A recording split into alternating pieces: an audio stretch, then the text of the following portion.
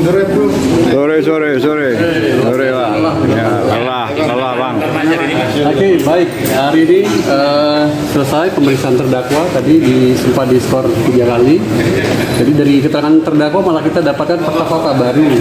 Jadi ada beberapa tadi barang bukti yang kita putarkan, ada rekaman terkait pengakuan terdakwa sebagai mursyid bahwa dia bisa menikahkan dirinya dengan siapa saja yang dia kehendaki dan tidak melanggar peraturan dan kesusilaan. Itu dibenarkan oleh terdakwa. Kemudian tadi ada foto salah satu pengurus yang datang pada saksi meminta saksi tidak bersaksi, kemudian menyampaikan bahwa kejaksaan sudah dikondisikan. Nah, itu dibenarkan juga sama terdakwa bahwa orang yang bersangkutan itu bagian dari Sidikiyah. Kemudian tadi ada juga keterangan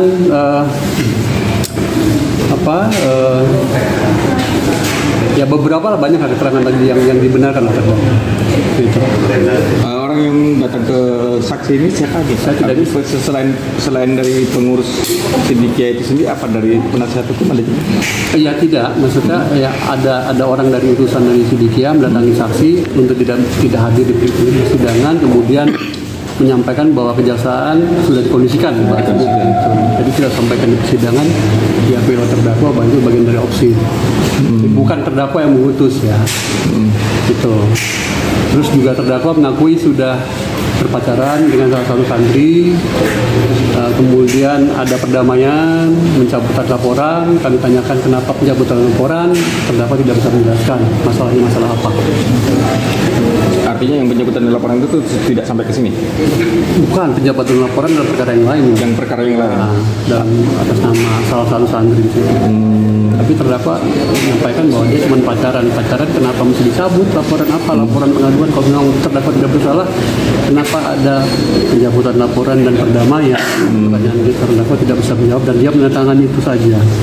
Terus terkait pemecatan juga dia mengakui sudah menandatangani pemecatan. Alasannya karena masalah kehadiran dan kegiatan sosial tidak 70%, tapi di dalam surat itu kan ada terkait fitnah. Dapat juga menjelaskan ada fitnah, bahwa fitnah yang tersebar itu bahwa dia mencabuli ada beberapa santri. Itu fitnah yang disampaikan. Yang disampaikan dalam surat pemecatannya itu sendiri. Ya. Untuk masuk ke terdakwa. Oke, itu poin-poinnya ya. Masalah pemecatan itu kan jauh sebelum ini masalah ini terjadi. Juga ya setelah terjadi ini kemudian baru pemecatan Februari 2018. Kejadian itu Mei 2017. Pemecatannya Januari 2018. Ada 13 orang santri yang dipecat. Di dalam diktum surat keputusan itu berdasarkan pendapat-pendapat dawuh-dawuh para guru besar, adanya fitnah yang berakibatkan kepada Sidikiyah dan organisasi Sidikiyah. Itu dasar pemecatannya. Tidak ada menyebutkan poin-poin adanya tidak kedisiplinan atau masalah akademis, tidak ada di situ dibahas. Dan terdakwa mengakui bahwa tangan-tangan yang tertera di situ tangan dia. Terus kesimpulan dari sidang sehari ini menurut kesaksian yang sekarang ini hari ini, terus menurut JPU gimana? Ya, keterangannya poin-poinnya membenarkan keterangan saksi-saksi sebelumnya. Jadi tidak konsisten juga terdakwa pada saat saksi memberikan keterangan, terdakwa bantah seluruh keterangan. Tapi tadi terdakwa benarkan. Kami tanyakan kembali keterangan yang mana yang benar. Pada saat saksi korban sebagai contoh memberikan keterangan, dibantah seluruh keterangan saksi. Tapi pada saat tadi kami konfirmasi kembali, ada keterangan saksi yang dibenarkan oleh terdakwa. Wawancara ada, kemudian ada pertemuan, ada chat-chatan. Terdakwa benarkan itu. Saksi yang dibenarkan diantaranya apa ya? Ya itu tadi keterangan-keterangan itu. Soal peristiwanya. Ya dia menangkal. Ya itu hak terdakwa ya. Terdakwa walaupun memang dia salah satu alat bukti, tapi dia punya hak ingkar. Dia punya hak bebas untuk menjelaskan semuanya. Oke Bang. Terima kasih ya. Kita prinsipnya sudah sekian lama kita bergulat untuk menggali kebenaran material, untuk menggali alat-alat bukti, untuk menguji alat-alat bukti, saksi, surat, dan lain sebagainya, termasuk ahli, termasuk juga keterangan terdakwa. Maka saya kira segalanya kita serahkan sekarang dengan kearifan jaksa penuntut umum dan majelis hakim sebagai lembaga negara yang ditugaskan negara untuk mengawal keadilan. Jadi kita berharap JPU itu bisa menghitung fakta-fakta yang ada di persidangan dengan apakah peristiwa itu memang benar atau tidak. Jadi kita berharap sangat besar kepada JPU untuk bisa menjadi lembaga yang memang betul-betul bergerak untuk bersama-sama menegakkan keadilan. Tidak sekedar mesin penuntut umum dan juga hakim pun tidak sekedar menghakimi, tetapi dia menjadi sebuah bagian untuk munculnya keadilan. Jadi saya kira gitu, karena ini sudah proses keterangan terdakwa terakhir kan, sudah selesai semua dan ada fakta yang menarik. Peristiwa yang kedua itu kan muncul dua waktu dari keterangan saksi. Ada yang mengatakan 18 Mei, ada yang mengatakan 20 Mei. Jadi ada saksi yang satu mengatakan bahwa untuk kasus si korban ini 20 Mei. Yang satu mengatakan itu 18 Mei. Ternyata di dua hari angka itu, dua-duanya itu sudah tadi kita hadirkan bukti bahwa Mas Beki itu justru tidak ke TKP sama sekali. Karena ada kegiatan persiapan jelajah desa. Bukti-bukti rapatnya ada, persiapannya ada dan sebagainya. Jadi artinya secara alibi tidak mungkin ada sebuah peristiwa di sebuah TKP di mana yang orang yang dituduh sebagai pelaku tidak ada di sana, tapi justru dia hadir di tempat yang lain. Ini untuk peristiwa kedua. Jadi menjadi linier dengan keterangan saksi yang lain yang disebut melihat WA ancaman, yang kemudian disebut menggonceng sepeda motor, atau yang menyiapkan termos bersih minuman air panas. Itu linier karena mereka mengatakan semua tidak pernah ada peristiwa itu. Ternyata tadi sudah muncul alibi di mana di waktu yang sama yang disebutkan salah satu saja, ini tidak dua-duanya. Dua waktu itu berada di tempat lain, bukan di TKP. Dengan ada bukti foto, kebetulan ada orang nge-share kegiatan itu, beliau ada di situ memimpin rapat. Jadi persiapannya jelajah desa dan lanjut kemudian persiapan berangkat jelajah desa. Dan itu semua berangkat dari pondok, bukan dari TKP. Bang, terkait masalah keterangan dari saksi yang sebelumnya dibantah dan dibenarkan itu apa aja yang dibenarkan, Bang? Saksi yang dibenarkan adalah ada proses pengenalan, interview, tetapi lokasinya salah. Lokasi itu di teras, itu sama semua.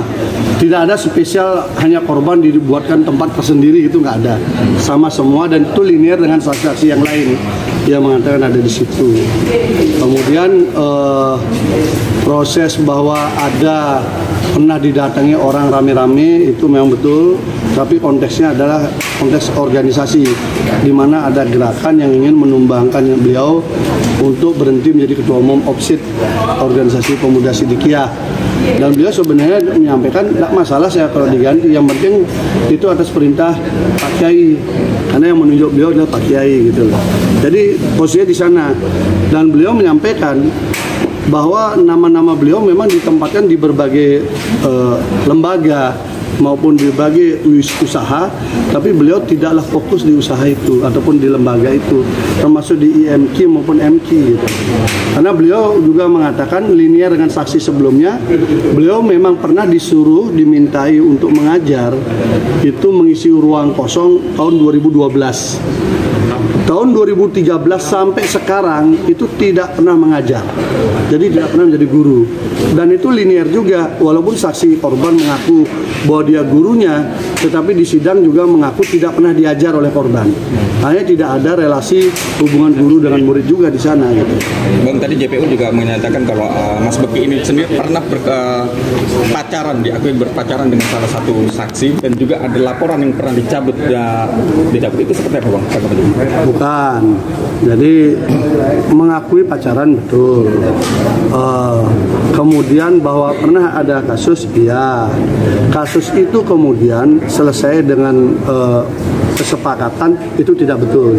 Kenapa? Karena kesepakatan mereka itu berada kalau nggak salah di 2018. Selisih setahun itu baru kasusnya itu berhenti dengan pertimbangan dari penyidik adalah tidak cukup bukti. Nah, kenapa tidak cukup bukti? Pertama, karena mereka hubungannya hubungan pacaran.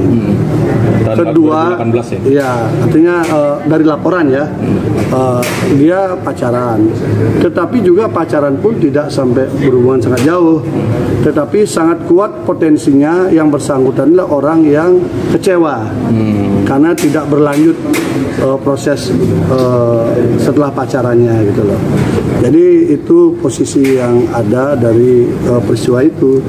Dan itu tidak ada dalam dakwaan sebenarnya. Itu hanya bumbu-bumbu saja. Karena di dalam dakwaan JPU kan tidak disebutkan itu. Karena tugas kita di pengadilan ini kan menggali dakwaan sebenarnya. Dakwaannya itu benar atau tidak. Ada dua peristiwa, ada beberapa nama yang disebutkan, kan begitu. Jadi kita lihat dua dakwaan itu. Yang kalau yang disebut mantan pacar itu kan sudah bukan terkait dakwaan. Itu kan kayak abang punya pacar, besok-besok dilaporin polisi, dibilang perkosa gimana?